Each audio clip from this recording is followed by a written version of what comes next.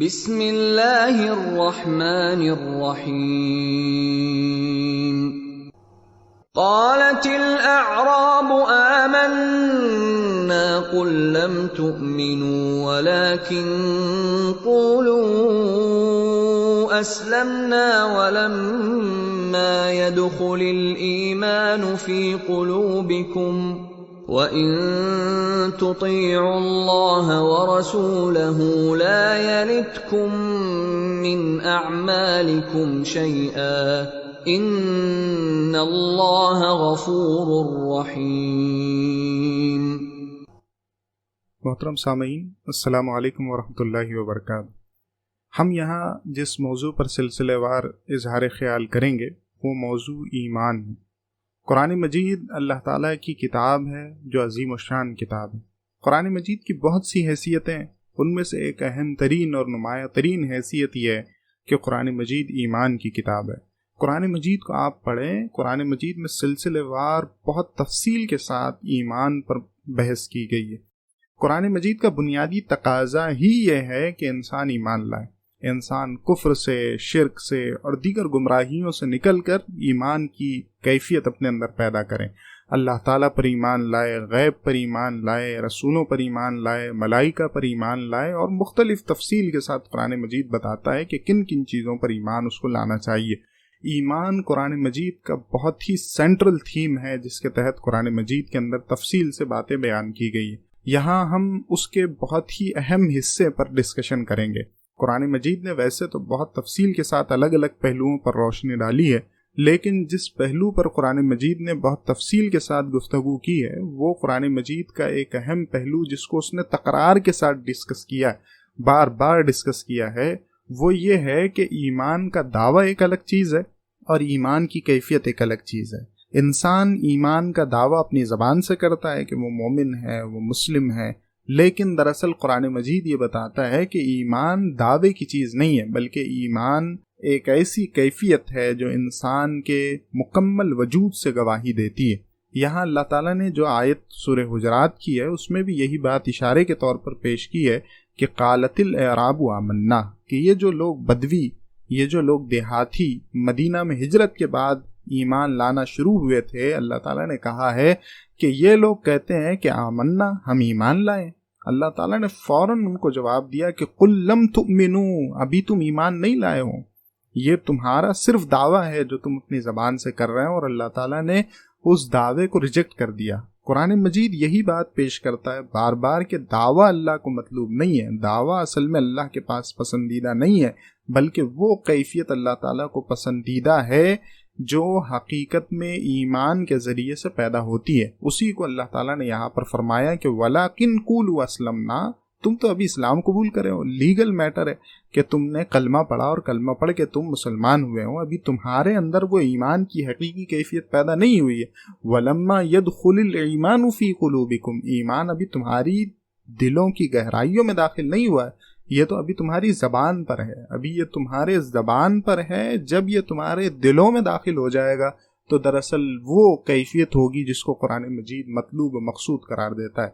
بار بار قرآن مجید اسی کی طرف اشارہ کرتا ہے۔ سورہ بقرہ کے اندر بہت تفصیل کے ساتھ اللہ تعالیٰ نے اسی موضوع پر ڈسکشن کیا ہے۔ سورہ بقرہ کو کھولیں، سورہ بقرہ کے اندر آپ دیکھیں گے کہ شروعات ہی یہاں سے ہوتی ہے کہ اللہ تعالیٰ یہ بتاتا ہے کہ 3 طرح کے لوگ ہیں جو اللہ کی ہدایت آنے کے بعد میں ظاہر ہوتے ہیں۔ ان میں سب سے پہلا گروہ وہ ہے جس کو اللہ تعالیٰ یہ کہتا ہے کہ اولئک علی ھدی من ربہم، کہ یہ وہ لوگ ہیں جو اللہ کی طرف سے ہدایت پر ہے، وہ اولئک ھم المفلحون، اور اللہ کی طرف سے اللہ تعالیٰ یہ کہتا ہے کہ وہ مفلح ہیں، فلاح پانے والے ہیں۔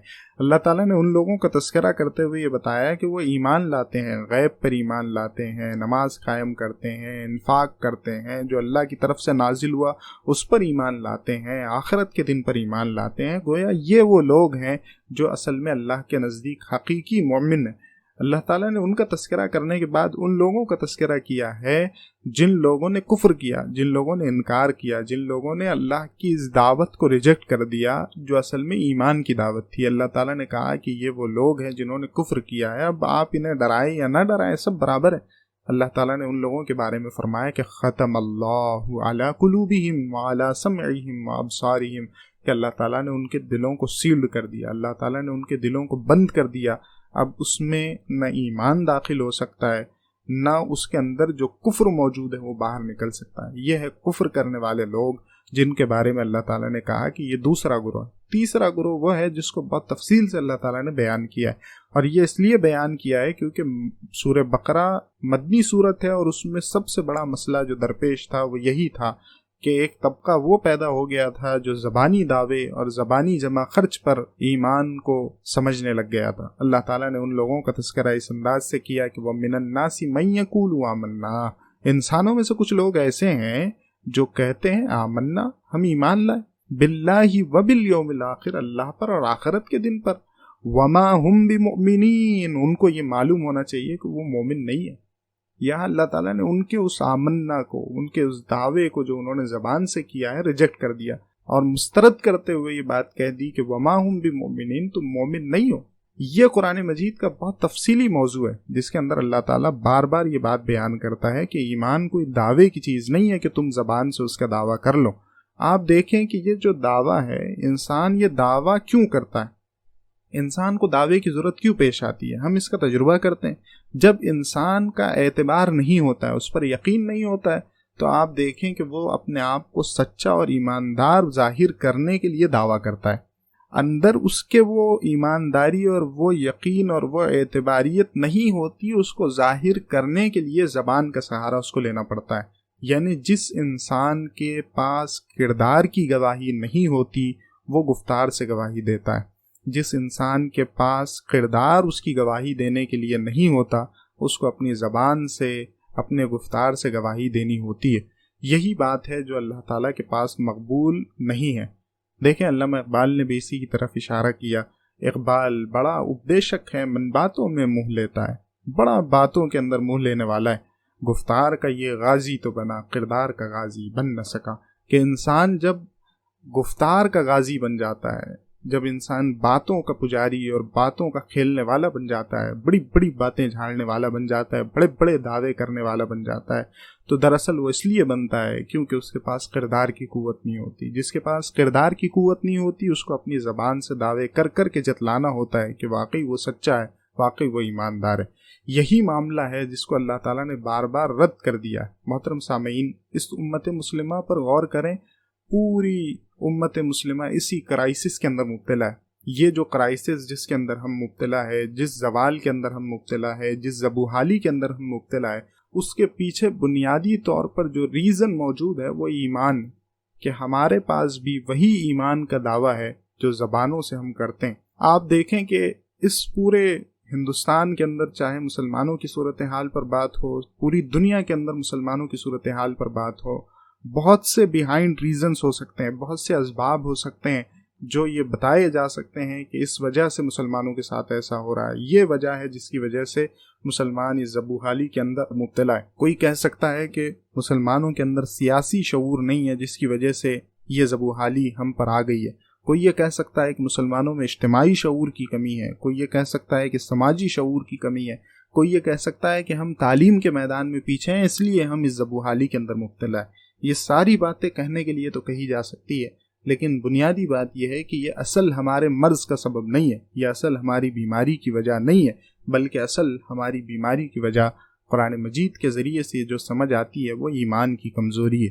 کہ ایمان کا جب کوئی قوم یا کوئی گروہ زبانی دعویٰ کرنے لگ جاتی ہے اور اس کیفیت سے خالی ہو جاتی ہے، تو گویا وہ برابر ہو جاتی ہے اللہ کے نزدیک ظالموں، جابروں اور ان دغابازوں کے، جن کی مدد پر نہ اللہ کھڑا ہوتا ہے نہ ان کی مدد پر اللہ کھڑا ہوتا ہے. محترم سامعین، ہم اگر ان حالات سے ابھرنا چاہتے ہیں، ان حالات سے نکلنا چاہتے ہیں، جو حالات ہمارے ایک پانی پر جمے ہوئے جھاگ کی مانند بن چکے ہیں، اس کا واحد حل یہ ہے کہ ہم اپنے اندر ایمان کی حقیقی کیفیت کو پیدا کریں.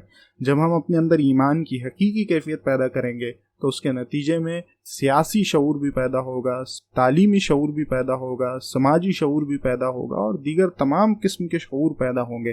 لیکن جہاں بنیادی مسئلہ موجود ہے وہ ایمان کا. اس ایمان کی کیفیت کو پیدا کرنا یہ وقت کی اہم ترین ضرورت ہے. اللہ تعالیٰ نے اسی کو معیار کی حیثیت پر پیش کیا ہے، اور وہ معیار یہ ہے کہ اگر تم اپنے اندر غلبہ حاصل کرنا چاہتے ہو تم غالب ہونا چاہتے ہو تو غالب ہونے کے لیے معیار دراصل ایمان ہے۔ اہل ایمان کے لیے غلبے کی بنیادی شرط ایمان کو قرار دیا گیا۔ یہ کہا گیا کہ وَلَا تَهِينُوا وَلَا تَحْزَنُوا، کہ تم کو غم نہیں کرنا چاہیے، تم کو پریشان نہیں ہونا چاہیے۔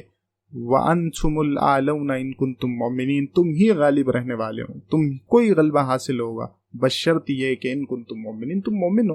اگر تم مومن بن جاؤ، اپنے اندر ایمان کے دعوے کو پروف کر دو، ایمان کی کیفیت کو اپنے اندر پیدا کر لو، تو پھر غالب تم ہی رہنے والے ہو، تم کو یہ غلبہ نصیب ہونے والا ہے۔ محترم سامعین، یہاں ٹھہر کر یہ سوال ہمارے سامنے پیدا ہو جاتا ہے، ہم اپنے اس دعوے کو کیسے حقیقی ایمان کے اندر تبدیل کریں؟ وہ ایمان جو کیفیت والا ایمان ہو، وہ ایمان جو حقیقی ایمان ہو، وہ ایمان ہم کیسے حاصل کر سکتے ہیں؟ قرآن مجید کے اندر بہت تفصیل سے اس موضوع پر ڈسکشن کیا گیا، بہت تفصیل سے بتایا گیا ہے کہ ہم کیسے اپنے اندر ایمان کی اسی کیفیت کو پیدا کر سکتے ہیں۔ ہم اس سیریز میں ایک ایک کر کے ان باتوں کو موضوع بحث بنائیں گے جس کے ذریعے سے ہم اپنے اندر ایمان کی حقیقی کیفیت کو پیدا کر سکتے ہیں۔